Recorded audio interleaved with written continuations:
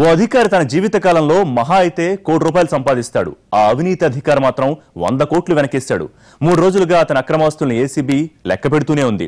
ఎంత తవ్వినా అక్రమాల తంతింకా పెరుగుతూనే ఉంది. బినామీల పేరుతో అడ్డగోలుగా ఆస్తుల్ని కూడబెట్టిన బాలనాయక్ పై స్పెషల్ రిపోర్ట్.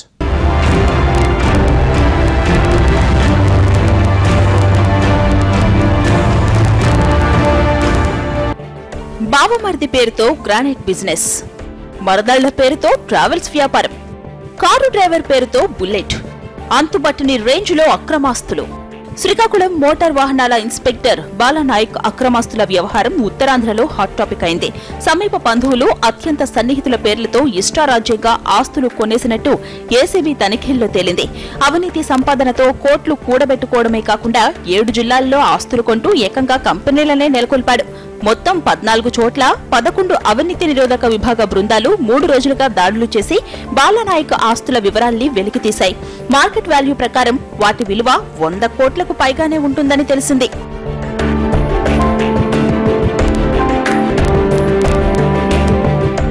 ఏపీ, తెలంగాణలోని చాలా జిల్లాల్లో బాలనాయక్ ఆస్తులున్నట్టు తేలింది. రంగారెడ్డి జిల్లా నుంచి విజయనగరం వరకు 15 ఇళ్ల స్థలాలు కొన్నాడు. విశాఖ, గుంటూరు, రంగారెడ్డి, విజయనగరం, కృష్ణా, శ్రీకాకుళం, ప్రకాశం జిల్లాల్లో కోట్ల విలువైన స్థలాలున్నాయి. గుంటూరు వినుకొండలో 15 ఎకరాల భూములున్నాయి. విజయనగరం జిల్లా భోగాపురంలో హైవే పక్కన భార్య మంగమ్మ పేరు మీద సంజీవ్ గ్రానైట్ సంస్థ ఉంది.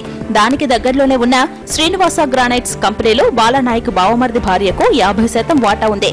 బాలనాయక్ ఇంట్లో జరిపిన తనిఖీల్లో కేజీన్నర బంగారం, 8 కేజీల వెండి, 19.5 లక్షల నగదు బయటపడ్డాయి.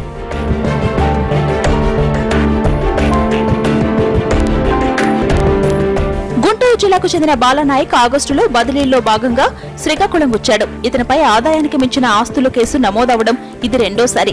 2006లో ఏసీబీ అధికారులు సోదా చేసి 33 లక్షల విలువైన అక్రమాస్తులు ఉన్నట్టు గుర్తించారు.